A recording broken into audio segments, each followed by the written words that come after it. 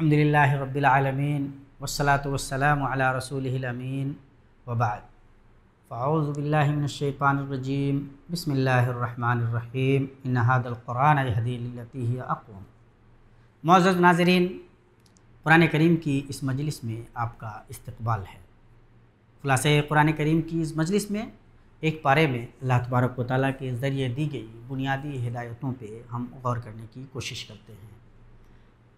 آئیے 15ویں پارے میں اللہ تبارک و تعالیٰ نے جو بنیادی ہدایتیں دی ہیں ان پہ غور کرتے ہیں۔ اللہ پاک کے کلام کی ایک ایک آیت ہم سے تقاضا کرتی ہے اور اس کا حق ہے کہ ہم اس پہ غور کریں اور اس کی روشنی سے اپنے آپ کو منور کرنے کی کوشش کریں۔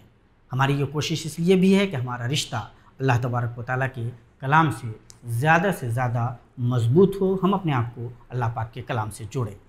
یہ پارہ سورۃ الاسراء، جس کا دوسرا نام سورہ بنی اسرائیل بھی ہے، اس کی ابتدا سے شروع ہوتا ہے۔ شروع ہی میں اللہ تبارک و تعالیٰ نے بیان فرمایا ہے کہ اللہ تبارک و تعالیٰ نے رسول پاک صلی اللہ تعالیٰ علیہ وسلم کو راتوں رات مکہ سے مسجد اقصیٰ پہنچایا۔ اللہ تبارک و تعالیٰ فرماتا ہے سبحان الذی اسریٰ بعبدہ لیلا من المسجد الحرام الی المسجد الاقصی الذی بارکنا حولہ لنریہ من آیاتنا انہ هو السمیع البصیر۔ اللہ تبارک و تعالیٰ نے حضرت محمد صلی اللہ تعالیٰ علیہ وسلم کو مکے سے راتوں رات مسجد اقصیٰ پہنچایا، جہاں سے پھر اللہ کے نبی صلی اللہ تعالیٰ علیہ وسلم معراج پہ گئے، جسے اسراء اور معراج کے نام سے جانا جاتا ہے۔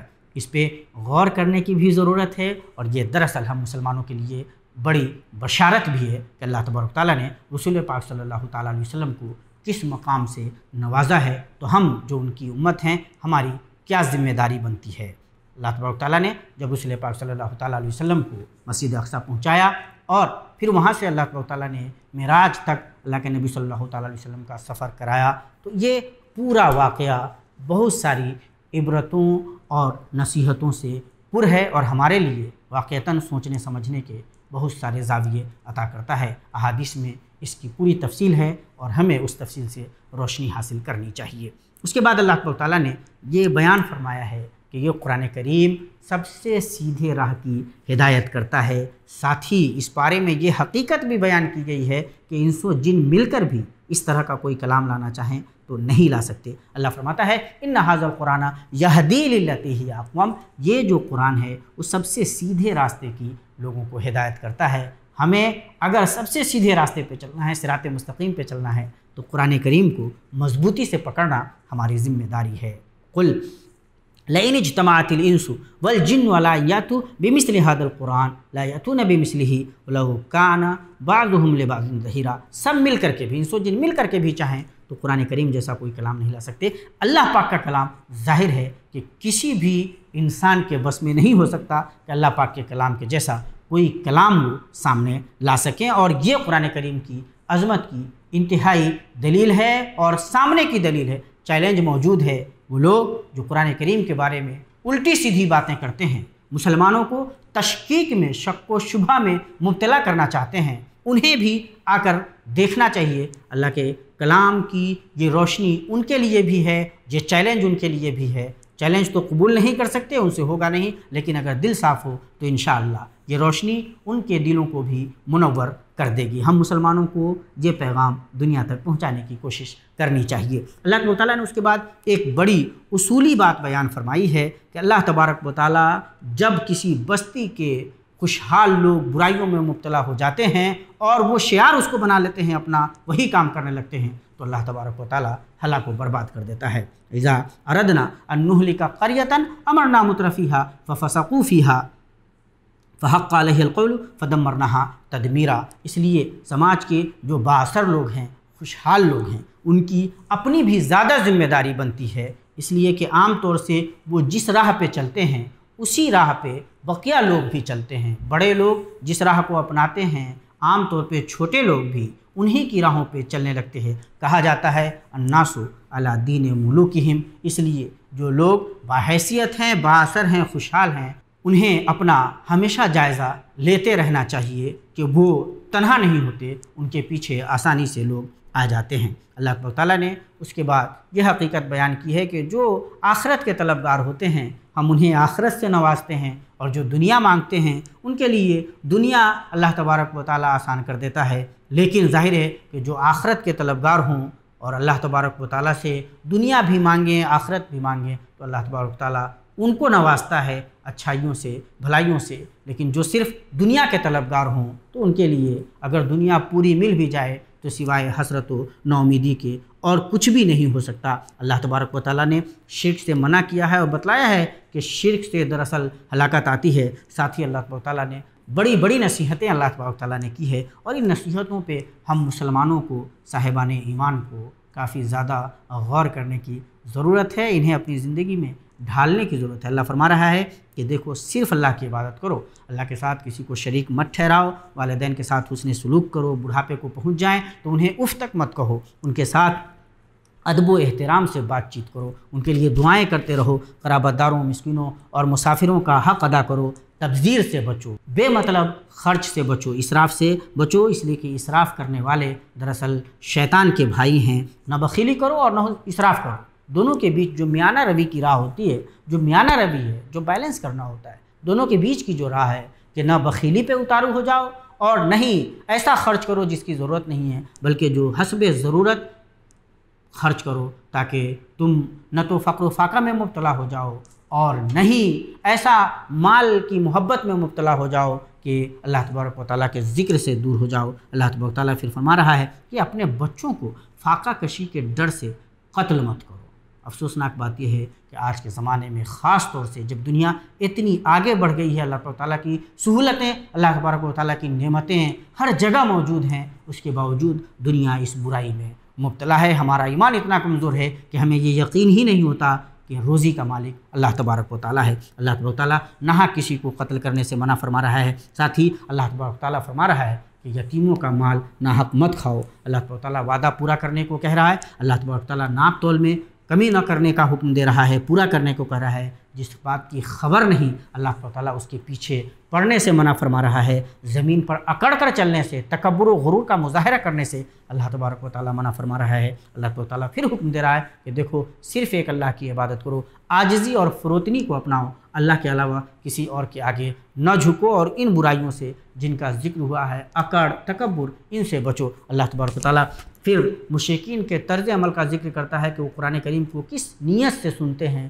وہ اس نیت سے سنتے ہیں کہ الٹی سیدھی باتیں کریں گے۔ رسول پاک صلی اللہ علیہ وسلم سے پھر کہتے ہیں تو کسی جادوگر کی بات بیان کر رہا ہے، کسی اور کی پیروی کر رہا ہے۔ اللہ تبارک و تعالیٰ رسول پاک صلی اللہ علیہ وسلم سے فرما رہا ہے کہ آپ گھبرائیں نہیں، یہ الٹی سیدھی باتیں ایسے ہی کر رہے ہیں، لیکن آپ کا جو مقام ہے وہ اللہ تبارک و تعالیٰ کو معلوم ہے کہ آپ سچے ہیں اور آپ پہ کلام جو اتر رہا ہے وہ سچا ہے۔ پھر یہ مشرکین کہتے ہیں کہ جب ہم مر جائیں گے تو اللہ تبارک و تعالیٰ ہمیں کیا زندہ اٹھائے گا، کیسے اٹھائے گا؟ جس اللہ تبارک و تعالیٰ نے انہیں پہلی مرتبہ پیدا کیا جب یہ کچھ نہیں تھے، اللہ تبارک و تعالیٰ وہی اللہ تبارک و تعالیٰ انہیں دوبارہ اٹھانے پہ پوری طرح قادر ہے، یہ ضرور دوبارہ اٹھائے جائیں گے۔ اللہ تبارک و تعالیٰ نے اہل شرک کو انتباہ دیا ہے کہ تم اللہ کو چھوڑ کر جسے پکارتے ہو وہ تمہیں فائدہ یا نقصان تو نہیں پہنچا سکتے، پھر تم کیوں پکارتے ہو؟ کیوں نہ اس اللہ کو پکارو جو فائدہ پہنچاتا ہے، جو نقصان پہنچاتا ہے، جو متصرف فی الکون ہے، پوری دنیا جس کی مٹھی میں ہے۔ افسوس کہ دنیا آج بھی اس حقیقت کو سمجھنے کے لیے تیار نظر نہیں آتی۔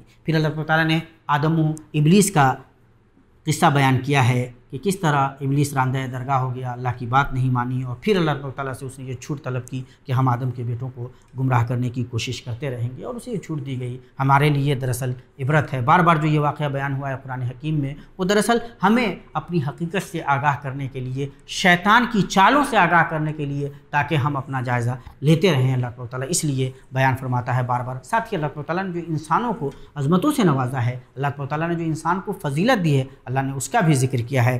وَلَقَدْ كَرَّمْنَا بَنِي آدَمَ وَحَمَلْنَاهُمْ فِي الْبَرِّ وَالْبَحْرِ وَرَزَقْنَاهُمْ مِنَ الطَّيِّبَاتِ وَفَضَّلْنَاهُمْ عَلَىٰ كَثِيرٍ مِّمَّنْ خَلَقْنَا تَفْضِيلًا۔ اللہ تعالیٰ نے بہت ساری مخلوقات پہ ہم انسانوں کو فضیلت دی ہے، ہم انسانوں کو ان سے برتر بنایا ہے۔ ہماری ذمہ داری ہے کہ اللہ تبارک و تعالیٰ کے اس فضل کا ہم شکر ادا کریں اور اللہ تبارک و تعالیٰ سے اپنا رشتہ زیادہ مضبوط کریں۔ اللہ تبارک و تعالیٰ نے پھر ایک اور بڑی حقیقت کا اعلان کیا ہے، اسلام ہی حق ہے اور یہ حق آ چکا ہے اور باطل مٹنے والا ہے۔ قُلْ جَاءَ الْحَقُّ وَزَهَقَ الْبَاطِلُ إِنَّ الْبَاطِلَ کان زہوقا۔ اور اس حقیقت پہ ایمان رکھنا ہم مسلمانوں کے لیے بہت ضروری ہے، چاہے حالات جیسے بھی ہوں، لیکن بہرحال حق کو غالب ہونا ہے۔ اللہ تعالیٰ نے ایک اور بڑی حقیقت یہ بیان کی ہے کہ قرآن کریم ایمان والوں کے لیے شفا ہے، رحمت ہے۔ ہم جو صاحبان ایمان ہیں، ہمارے پاس اللہ پاک کی یہ ہدایت بھی ہے اور ہمارے لیے شفا بھی ہے، رحمت بھی ہے۔ پھر اللہ تعالیٰ نے اہل مکہ کا وہ مطالبہ ذکر کیا ہے جو اللہ کے نبی صلی اللہ علیہ وسلم سے کہتے تھے کہ اگر تم چاہتے ہو کہ ہم ایمان لائیں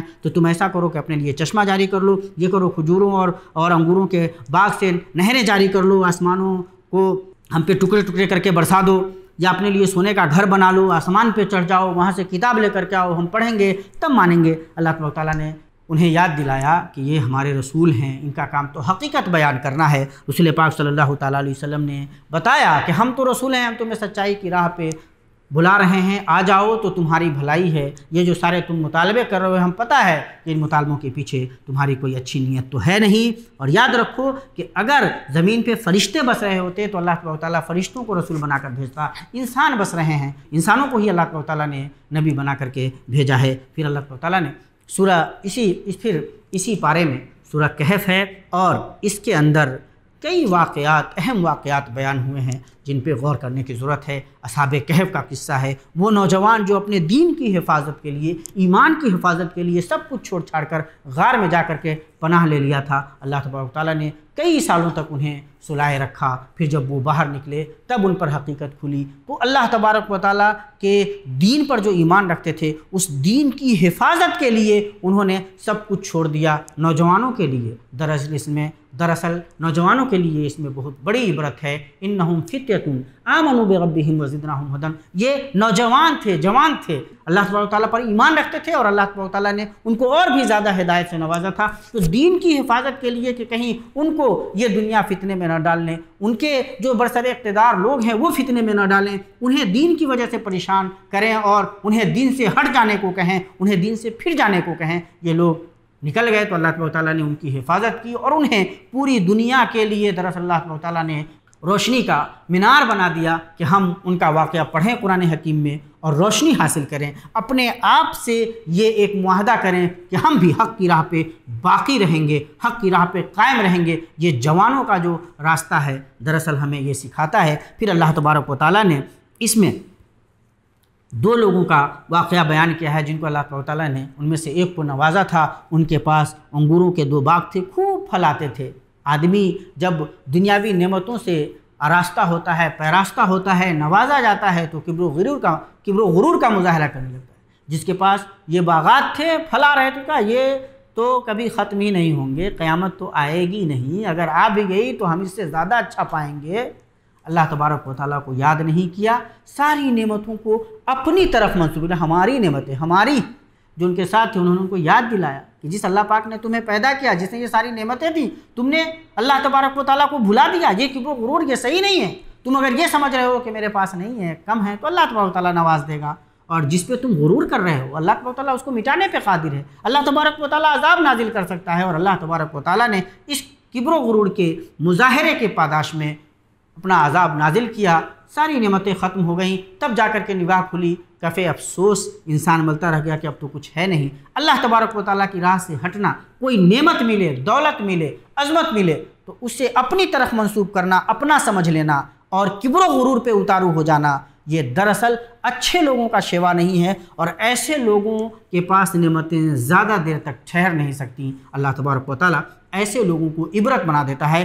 اس واقعے میں ہمارے لیے بہت سبق ہے، اور ہمیں ہمیشہ یاد رکھنا ہے ساری نعمتیں اللہ تبارک و تعالیٰ کی دی ہوئی ہیں۔ ہم جس حالت میں بھی ہیں دراصل امتحان کی حالت میں ہیں، دیے جاتے ہیں پھر بھی، یا منع کیے جاتے ہیں پھر بھی، دراصل ہم امتحان کی حالت میں ہوتے ہیں، اور ہمیں ہمیشہ یاد رکھنا ہے کہ جو مل رہا ہے اللہ تبارک و تعالیٰ کی طرف سے ہے، روکا جا رہا ہے تو اللہ تبارک و تعالیٰ کی طرف سے ہے، ملے تو اللہ کا شکر ادا کرنا ہے، نہ ملے تو اللہ کے لیے صبر کرنا ہے۔ یہی ایمان والوں کا راستہ ہے۔ پھر اس میں قیامت کا منظرنامہ بیان کیا گیا، منظر قیامت کا، کہ انسان کے سامنے اس کا نامہ اعمال رکھ دیا جائے گا۔ انسان جب اپنے نامہ اعمال کو دیکھے گا تو کہے گا ما لہذا الکتاب لا یغادر صغیرۃ ولا کبیرۃ الا احصاها، اس نے تو ساری چیزیں ریکارڈ کر رکھی ہیں، کچھ بھی نہیں چھوڑا۔ وہاں پہ انسان پریشان ہوگا۔ تو انسان کو اپنا ابھی سے جائزہ لینا چاہیے، نیک اعمال کرنے چاہیے، یاد رکھنے چاہیے کہ ہمارے اوپر فرشتے ہیں باضابطہ جو ہماری حرکتیں، ہمارے اعمال نقل کر رہے ہیں۔ ہم کہیں اللہ تبارک و تعالیٰ کی گرفت سے الگ نہیں ہو سکتے۔ وہ منظرنامہ اللہ تبارک و تعالیٰ نے بیان کیا ہے۔ پھر اللہ تبارک و تعالیٰ نے آدم اور ابلیس کا قصہ ایک مرتبہ پھر ذکر کیا ہے، پھر بتلایا ہے کہ یہ ابلیس لگا ہوا ہے انسانوں کو گمراہ کرنے کے لیے۔ بار بار اللہ تبارک و تعالیٰ یہ واقعہ بیان کر کے ہمیں خبردار کر رہا ہے کہ ہم شیطان کو اپنا دوست نہ بنائیں۔ پھر اللہ تبارک و تعالیٰ نے حضرت موسیٰ علیہ السلام اور خضر علیہ السلام کا واقعہ بیان کیا ہے کہ کس طرح حضرت موسیٰ علیہ السلام نے خضر علیہ السلام سے کہا کہ ہم آپ کے پیچھے پیچھے چلنا چاہتے ہیں۔ ظاہر ہے اللہ تبارک و تعالیٰ کا حکم تھا، لیکن اس واقعے میں جو حضرت خضر علیہ السلام اور موسیٰ علیہ السلام کا واقعہ نقل ہوا ہے، بیان ہوا ہے، جو اللہ تبارک و تعالیٰ نے ذکر کیا، اس میں ہمارے لیے بہت عبرت ہے۔ حضرت موسیٰ علیہ السلام اللہ کے نبی ہیں، اور اگر علم حضرت خضر علیہ السلام کو دیا گیا اللہ تبارک و تعالیٰ کی طرف سے، تو موسیٰ علیہ السلام علم کے لیے حضرت خضر کے پیچھے پیچھے چل رہے ہیں۔ اس میں یہ عبرت ہے کہ علم کے معاملے میں انسان کو کیا رویہ اپنانا چاہیے۔ اگر علم ہو تو اس کے حصول کے لیے آگے بڑھنا چاہیے۔ ساتھ ہی اس واقعے میں ایک عبرت یہ بھی ہے کہ حضرت موسیٰ علیہ السلام مان لیتے ہیں کہ ٹھیک ہے، آپ جو کریں گے ہم کچھ سوال قائم نہیں کریں گے، آپ جو کریں گے ہم آپ کے ساتھ ہیں، ہم اپنی طرف سے کچھ نہیں پوچھیں گے۔ لیکن جب وہ دیکھتے ہیں کہ حضرت خضر کچھ ایسا کر رہے ہیں جو بظاہر درست نہیں ہے، تو وہ سوال قائم کرتے ہیں، یعنی ان کی نظر میں جو صحیح نہیں ہے اس کے بارے میں وہ کہتے ہیں کہ یہ صحیح نہیں ہے۔ پتہ چل رہا ہے، سمجھ میں آتا ہے کہ اگر کوئی منکر ہو رہا ہو تو اس کی نکیر ضروری ہے۔ یہ الگ بات ہے کہ بعد میں حضرت خضر علیہ السلام کے ذریعے حضرت موسیٰ علیہ السلام پر یہ حقیقت منکشف ہوتی ہے کہ ان تمام واقعات کے پیچھے اسباب کیا تھے۔ ہمیں اس پورے واقعے پہ بہت غور کرنے کی ضرورت ہے، بہت ساری عبرتوں کا سامان ہے ہمارے لیے اس واقعے میں۔ اللہ تبارک و تعالیٰ سے دعا ہے کہ اللہ تبارک و تعالیٰ ہمیں ان حقیقتوں پہ عمل کرنے کی توفیق عطا فرمائے۔ یہ ہدایتیں ہمارے لیے ہیں، اور ان ہدایتوں پہ عمل کر کے ہم اپنے آپ کو دنیا میں بھی اور آخرت میں بھی کامیاب و بامراد کر سکتے ہیں۔ اللہ ہمیں اس کی توفیق دے۔ اقول قولی ھذا واستغفر اللہ لی ولکم ولسائر المسلمین فاستغفروہ انہ ھو الغفور الرحیم۔ والسلام علیکم ورحمۃ اللہ وبرکاتہ۔